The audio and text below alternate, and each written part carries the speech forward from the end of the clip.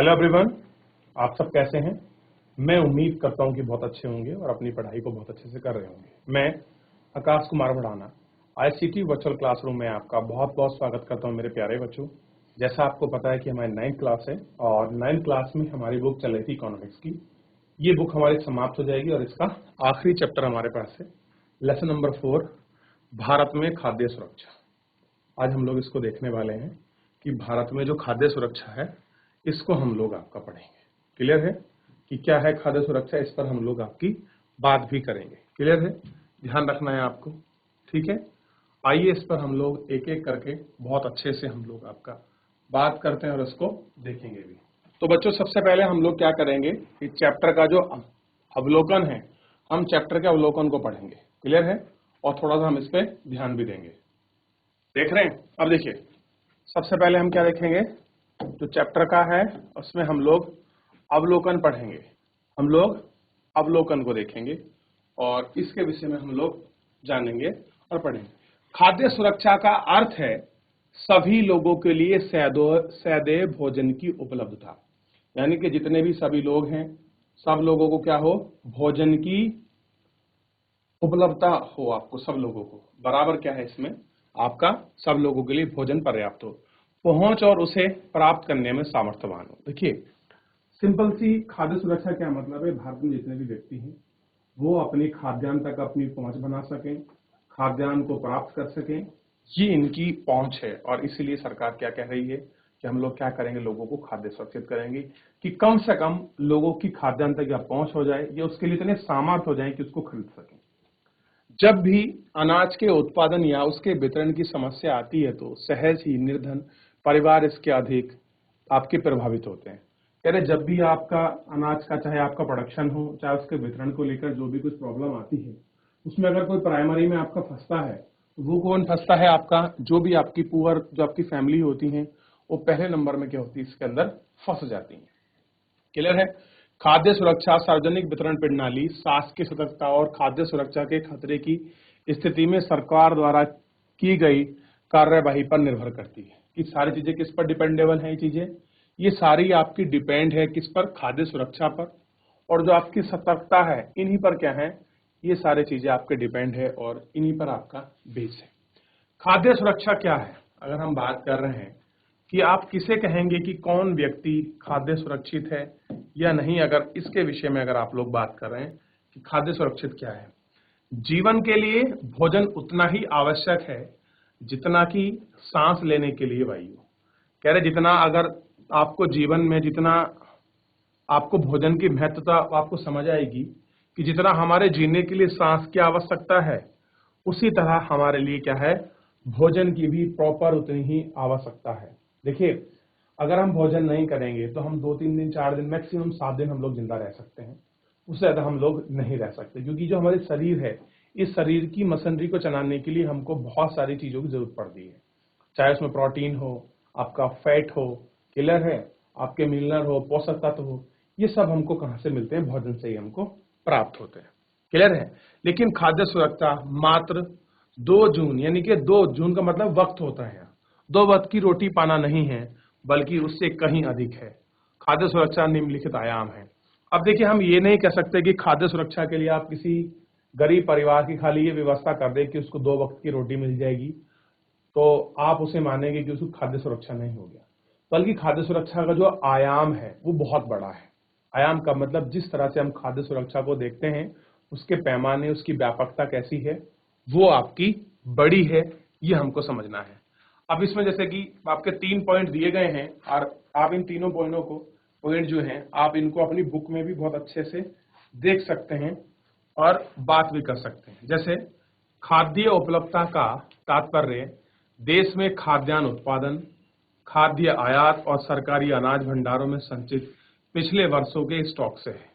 अब देखिए पहला पॉइंट क्या है कि खाद्य सुरक्षा का सिंपल सा ये मीनिंग है कि देश में तात्पर्य है कि देश में जो खाद्यान्न है, जो सरकार खाद्यान्न को आयात कर रही है और जो अनाज का भंडार है, वो पिछले वर्षों में कितना स्टॉक हमारे पास पड़ा हुआ है, ये हमको देखना है। दूसरा देखिए पहुंच का अर्थ जो हम बात कर रहे हैं, यानी कि उपलब्धता का सिंपल मीनिंग ये हो गया। अभी हमने यहाँ बात करी थी कि लोगों को क्या हो, उपलब्ध हो और उस पर पहुंच बने।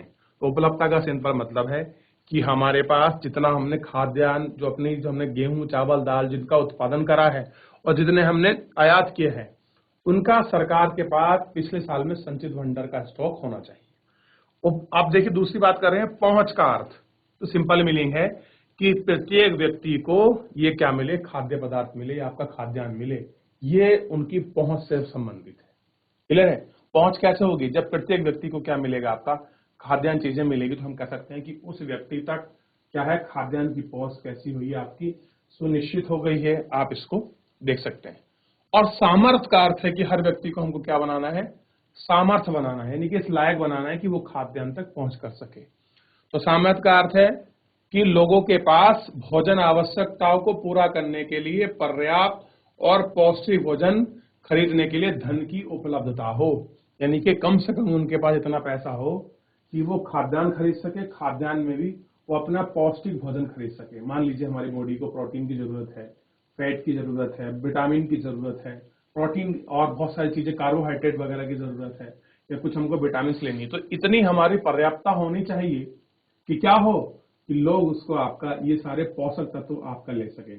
अभी देख लिए, हमारी सरकार ने राष्ट्रीय पोषण मिशन चलाया है कि हमारे यहाँ बच्चों में, औरतों में आपको देखा गया कि पोषक तत्वों की बहुत कमी है। हमारे यहाँ कुपोषण की मात्रा बहुत ज्यादा है। भारत में 60% महिलाओं को अनीमिया की समस्या है, यानी कि खून की कमी है। तो इन सबको देखते हुए ये चीजें कहां से होती हैं? मान लीजिए अगर आपको 2 वक्त की रोटी खाने के लिए मिल रही है और आप अगर फल फ्रूट नहीं खा रहे, तो इसका मतलब है कि आपका खाद्यान्न तक पहुंच नहीं है।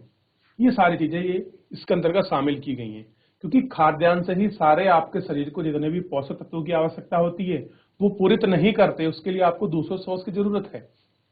चाहे आपका फल ले गया हो, चाहे आप मल्टीविटामिन ले रहे हो, या फिर अल्टरनेटिव कुछ और हो, तो ये अगर आप कर रहे हैं, आपकी वहां तक पहुंच है, तो हम माने कि आप सामर्थ्यवान हैं। किसी देश की खाद्य सुरक्षित केवल उतना ही सुनिश्चित होती है जब सभी लोगों के लिए पर्याप्त खाद्यान्न उपलब्ध हो। आप कब कहेंगे कि कोई देश खाद्य सुरक्षित है? ये कब सुनिश्चित होगा? हम कहेंगे जब सभी लोगों के पास कैसा हो, खाद्यान्न चीजें उपलब्ध हों, तभी हम कह सकते हैं कि हाँ, ये चीजें बड़ी सही हैं, ये लोग आपका बहुत सही है, इनके पास प्रॉपर चीजें हैं इन लोगों के लिए। क्लियर है? ये आपको ध्यान रखना है। सभी लोगों के पास स्वीकार्य गुणवत्ता खाद्यान्न पदार्थ खरीदने की क्षमता, खाद्यान्न की उपलब्धता का कोई बाधा नहीं हो। क्या हो? खाद्यान्न सुरक्षा, ये सारी चीजें, ये जो बाध्यता है, ये बाध्यता आपकी ना हो, ये सारी चीजें रहें, यानी कि खरीद सके। उसके बाद इतनी क्षमता हो जाए कि अगर उसको लगता है अपने परिवार के लिए कुछ एक क्वालिटी चीज खरीद लें, वो खरीद ले, या उपलब्धता में जो उस चीज मिलनी चाहिए वो उसके लिए बाध्यता आ रही है, चाहे उसके पैसे की आ रही है या उसको बाजार में वो चीज प्रोवाइड नहीं है। ये सारी चीजें हमको इसमें देखनी है। अब इसमें आगे बात कर रहे हैं, खाद्य सुरक्षा क्यों? आखिर में हम फूड सिक्योरिटी की बात ही क्यों कर रहे हैं?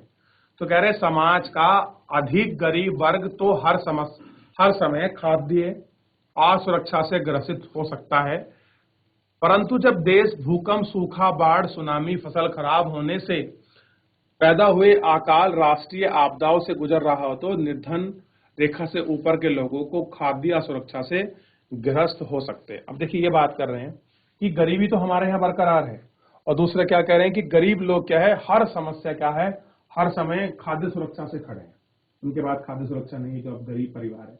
लेकिन हम इतना बड़ा स्टॉक क्यों बना के रखते हैं कि हमारे पास सारी चीजें स्टॉक में पड़ी रहती हैं, कि हमारे पास पर्याप्त गेहूं है, पर्याप्त चावल है, पर्याप्त दाल है? तो इसका सिंपल कारण है कि अब अगर किसी क्षेत्र में बाढ़, सुनामी, सूखा पड़ जाए, फसल न बर्बाद हो जाए किसी भी कंडीशन में, तो कम से कम हम अपने देश की जनता के लिए भोजन तो खिला ही सकते हैं। गुजरात में देखिए कितना बड़ा एक बार आपके सुनामी भूकंप आया, कोस्टल एरिया में जो आपका तटीय क्षेत्र है उधर आया, हमारे उत्तराखंड में आपदा आई। अगर हमारे पास इतना बड़ा स्टॉक न होता तो हम लोगों को कहां का भोजन खिला पाते? तो अब देखिए, एक तरफ तो वैसे प्राकृतिक आपदा रखी और दूसरी आपदा खाने की आती, तो इसलिए हम ऐसी किसी भीषण परिस्थिति में, आकस्मिक परिस्थिति में, जो इमरजेंसी हमारे सामने खड़ी हो जाती है, उनसे बचने के लिए हम लोग क्या करते हैं, हम अपने आप को खाद्य की सुरक्षा रखते हैं, और इतना हमारे पास पूरा स्टॉक है कि हम लोग क्या कर सके, हम कम से कम लोगों को, अपने देश की जनता को भोजन तो एटलीस्ट हम लोग आपका करा ही पाए, 2 वक्त की रोटी हम लोग दे सकें, भले वो क्वालिटीपूर्ण हो या ना हो, लेकिन पेट भरण के लिए हम इतनी व्यवस्था कर रहे हैं। तो इसलिए हम लोग फूड सिक्योरिटी रखते हैं। क्लियर है? चलिए, किसी को कोई डाउट है, कोई कंफ्यूजन है तो आप मुझसे पूछ सकते हैं। अब देखिए बच्चों, मान लीजिए आप रोज खाना खाते हैं, दाल सब्जी खा रहे हैं, लेकिन आपकी पहुंच अगर और पोषक तत्वों पर नहीं है, यानी कि आपको लगता है कि मेरी बॉडी के लिए आपका पनीर बहुत जरूरी है, मेरी बॉडी के लिए दूध बहुत जरूरी है, मेरी बॉडी के लिए अंडा, मीट, मछली जरूरी है, अगर वो आप प्राप्त नहीं कर पाते या आप सामर्थ्य नहीं है, इतना चीजों को नहीं खरीद सकते, तब भी आप फूड सिक्योर नहीं है। ये बात आप ध्यान रखिएगा। क्लियर है? क्या नहीं है? आप फूड सिक्योरिटी नहीं है, आपके पास फूड सिक्योर नहीं है, ये आपको मोस्टली ध्यान रखना है। क्लियर है? चलिए, तो इतना हमने पढ़ा, इतना समझा। इसमें किसी को डाउट हो तो आप मुझसे पूछ सकते हैं। देख लिया बच्चों? चलिए आगे बढ़ते हैं और इसको समझने की कोशिश करते हैं। अब देखिए, इसमें आप लोग देख लीजिए, किसी आपदा के समय खाद्य सुरक्षा कैसे प्रभावित होती है, ये हमको देखना है। कि मान लीजिए कोई समय आया कि समय में आपदा आ गई कोई, तो उस समय हम खाद्य सुरक्षा कैसे हमको इस पर इफेक्ट करती है, इसको देखते हैं। किसी प्राकृतिक आपदा जैसे सूखे के कारण खाद्यान्न की कुल उपज में गिरावट आती है। कह रहे जो खाद्यान्न की चीजें हैं उसका जो उपज है उनमें क्या आती है? आपकी गिरावट आती है।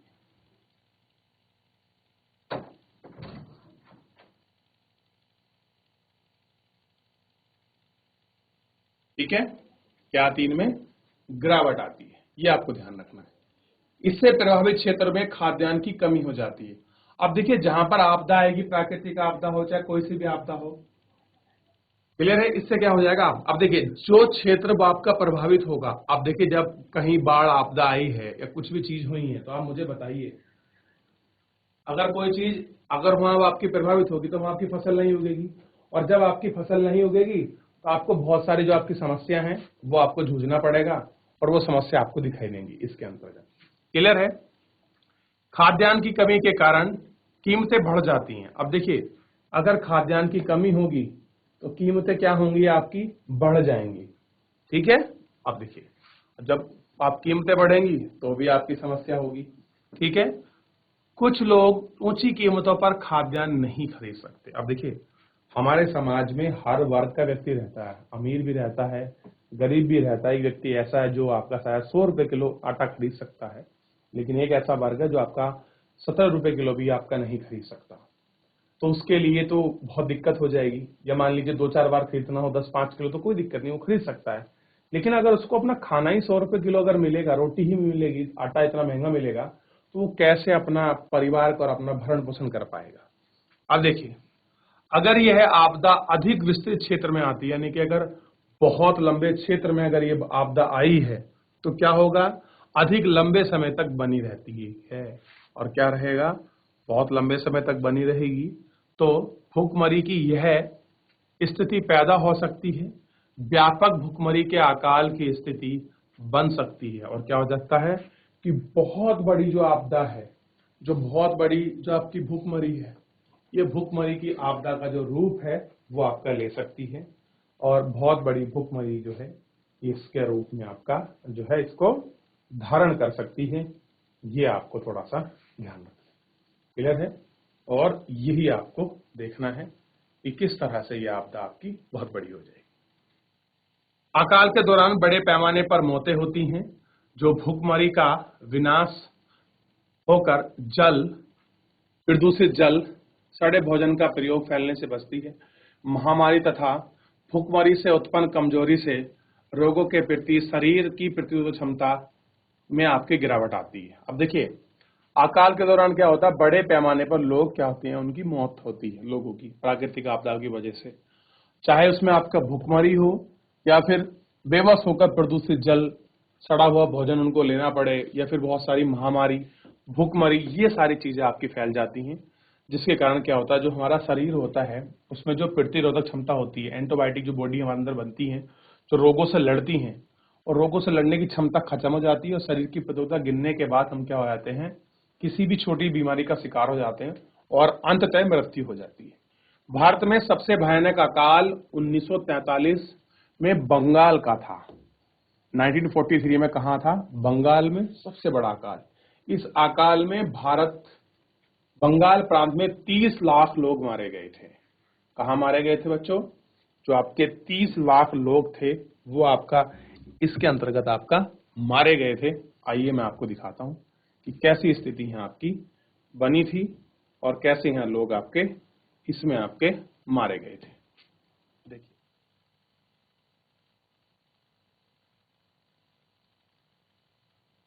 ये कुछ स्थितियां हैं उस समय के इमेज है, आप इनको देखिए, आपको पता लगेगा कि कैसी स्थितियां आपकी बन गई थी और कैसे आपका दिखाई देगा।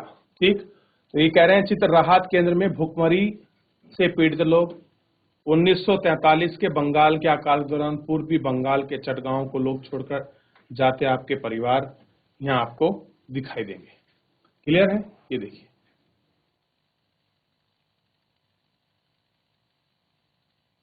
अब देखिए, ये आपने पढ़ा, थोड़ा सा ऊपर देखिए, इस कॉलम को हम लोग बाद में पढ़ेंगे। इस सारणी को देखिए, इस सारणी में आपको आयात, उत्पादन, निर्यात, इन सब के विषय में जो है आपको बहुत स्पष्ट आपको जानकारी मिलेगी और पूरी चीजें आपको इस सारणी के अंदर जो है आपको समझ भी थोड़ी सी आ जाएंगी। अब देखिए, देख लिया आपने पूरी सारणी को। बंगाल में जो स्थिति थी आप उसको आंकलित कर सकते हैं, ठीक है, लेकिन उससे पहले हम लोग रामू की कहानी है इसको पढ़ेंगे और बंगाल की स्थिति को भी जानेंगे। देखिए, भारत में बंगाल जैसा अकाल पुनः कभी नहीं पड़ा, यानी कि जितना मार्क्स लेवल पर जो अकाल बंगाल में पड़ा 1943 के बाद कभी नहीं हुआ हमारे यहाँ। लेकिन यह चिंता का विषय है कि आज भी अकाल जैसी स्थिति व्यापक है और भूकंप के कारण कुछ लोगों की मृत्यु हो रही है। कह रहे आज भी बहुत सारी चीजें ऐसी हैं जो आपका बनी हुई हैं और जिसके कारण क्या हो सकता है कि छोटी मोटी आर्थिक चीजें हमारे सामने उभर कर सामने जो है आ जाती हैं और उनको देखने मिलता है। और भूख के कारण कुछ लोगों की मृत्यु भी हुई है। प्राकृतिक आपदाओं और महामारी के कारण भारत में खाद्य की कमी आ सकती है। क्या हो सकता है? जो खाद्यान्न है वो उनकी कमी आ सकती है। एग्जाम्पल के लिए कोविड-19 महामारी का विपरीत प्रभाव पड़ा। लोगों के आवागमन पर वस्तुओं और सेवाओं के प्रतिबंध पर लगाए अधिक आर्थिक गतिविधि प्रभावित हुई और अंततः किसी भी देश में खाद्य सुरक्षा की आवश्यकता होती ताकि वो सदैव खाद्य की उपलब्धता सुनिश्चित करा सके। अब बच्चों, आपने देखा होगा जो कोविड-19 यानी कि जो महामारी थी, कोविड था, जो आपको कोरोना था, आपने उस समय एक बहुत बड़ी व्यापक महामारी को झेला है। उसमें आपने खाद्यान्न को चीजों को भी देखा है, लोगों को मरते हुए देखा है, स्वास्थ्य सुविधाओं को भी देखा है और लोगों में जनमानस में कैसा उसका डराव था और कैसे सरकार ने उसको थामा। आपने इन सब विषय में एक एक करके बहुत अच्छे से पढ़ा है और इसको जाना भी है। क्लियर है? तो ये थोड़ा सा आपको ध्यान रखना है, ठीक है ना? चलिए, तो इतना हम लोगों ने इसको देख लिया था। अब हम थोड़ा सा देखते हैं इसमें जो आगे है इसकी बात करेंगे कि खाद्य असुरक्षा कौन। लेकिन उससे पहले हम छोटा सा एक बार जो एक स्टोरी हमको मिली है, इस स्टोरी के माध्यम से हम कुछ समझने का कोशिश करेंगे। रामू की कहानी को हम लोग आइए देखते हैं। ये आपकी बुक में होगी, आप इसको पढ़ें, चैप्टर को देखिए। रामू की कहानी। रामू रायपुर गांव में कृषि क्षेत्र का एक अनियमित खेतीहार मजदूर के रूप में काम करता है। उसका बड़ा बेटा सोमू 10 वर्ष का है। वह तभी गांव के सरपंच सतपाल सिंह के पशुओं की देखभाल करने के रूप में काम करता है। सोमू सरपंच के रूप में यह काम करता है, पूरे वर्ष काम कर रहा है और इस काम के सिर्फ उसको 1000 रुपए ही मिलते हैं। रामू के 3 बेटे और 2 बेटी हैं, लेकिन वे अभी भी बहुत कम उम्र के हैं। वे खेतों में काम नहीं कर सकते। क्या नहीं कर सकते? जो अभी खेत हैं उनमें वो काम करने लायक अभी नहीं हुए हैं। रामू की पत्नी सुनहरी भी पशु की सफाई करने, गोबर हटाने का जो अंशकालिक यानी कुछ समय का के लिए क्या करती है, वो आपका बच्चों काम करती है। उसे अपने रोजाना काम के बदले आधा लीटर दूध और सब्जी के साथ कुछ पका खाना मिलता है। इसके अलावा व्यस्त मौसम में वह अपने पति के साथ मिलकर खेतों में काम करती है। उनकी आमदनी बढ़ जाती है। कृषि एक मौसमी कार्य है और रामू को केवल बुआई, पौधारोपण, फसल कटाई का काम मिलता है। वह वर्ष में फसल तैयार होने और पकाने की अवधि के दौरान लगभग 4 महीने बेरोजगार रहता है। तब वह दूसरे कार्य की तलाश करता है। कभी कभी उसे ईंट भट्टे पर या गांव के चल रहे कार्य निर्माण में भी काम मिल जाता है। रामू अपने इन प्रयासों से नकद या फिर वस्तु के रूप में इतना काम लेता है कि वह अपने परिवार के 2 जून यानी कि 2 वक्त की रोटी के लिए जो आपकी चीजें हैं उनको ही आपको जटा पाता है। बहरहाल जब वह कहीं काम पाने में असफल रहता है तो उसे उसके परिवार के वास्तविक में जो कठिनाइयों का सामना करना पड़ता है और कभी कभी उसके छोटे बच्चों को भूखे पेट सोना पड़ता है। परिवार को दूध और सब्जी भोजन के साथ नियमित रूप से नहीं मिल पाती। रामू कृषि कार्य में मौसमी प्रकृति के कारण अपनी बेरोजगारी के लिए 4 महीने खाद्य की दृष्टि से असुरक्षित है। अब देखिए स्थिति हमने पढ़ी कि रामू परिवार जो है गरीब है, उसे आपका देखिए दूध, सब्जी और जो बेसिक चीजें हैं वो भी नहीं मिल पाती, 2 वक्त की रोटी नहीं मिल रही है, उसके बच्चे भूखे सोते हैं। ऐसी स्थिति क्या है आपकी बनी हुई है। तो आप इनको देख सकते हैं, इनको समझ सकते हैं कि गरीबी कितनी व्यापक है और कैसे अपना रूप दिखाती है। तो इसलिए हमारी सरकार का क्या निर्णय है कि हम कम से कम एटलीस्ट क्या हो जाए बच्चों, खाद्य सुरक्षित तो हम हो ही जाएं, ताकि ये सारी चीजें हमें आपकी देख ले और हमको मिले। क्लियर है। खाद्य सुरक्षित कौन है, यानी कि किन लोगों को फूड सिक्योरिटी नहीं मिलती। यदि भी भारत में लोगों का एक बड़ा वर्ग खाद्यान्न और पोषण की दृष्टि से असुरक्षित है, यानी कि एक बहुत बड़ा वर्ग ऐसा है जिनके पास आपका भोजन और पोषण दोनों ही नहीं है, वो असुरक्षित है। परंतु इससे सर्वाधिक प्रभावित वर्गों में निम्नलिखित शामिल हैं। भूमिहीन जो थोड़ा बहुत अथवा नगण्य भूमि पर निर्भर हैं, पारिवारिक जो उनका पारंपरिक जो आपका दस्तकार यानी कुछ ना कुछ बनाते हैं, या फिर पारंपरिक जो आपका सेवा प्रदान करते हैं, अपना छोटा मोटा काम करने वाले कामगार और निश्चित भिखारी, शहरी क्षेत्रों में खाद्यान्न की दृष्टि से असुरक्षित वाले परिवार, कामकाजी सदस्य, कम वेतन वाले व्यवसाय को अनियमित श्रम बाजार में काम करने या कामगार अधिकतर मौसमी कार्यों में लगे हैं और उनको इतनी कम मजदूरी दी जाती है कि वे अपनी मात्रा में जीवित नहीं रह सकते। क्लियर है, ये आपको ध्यान रखना है। देख लिया आपने बच्चों, ठीक, ये आपको ध्यान रखना है।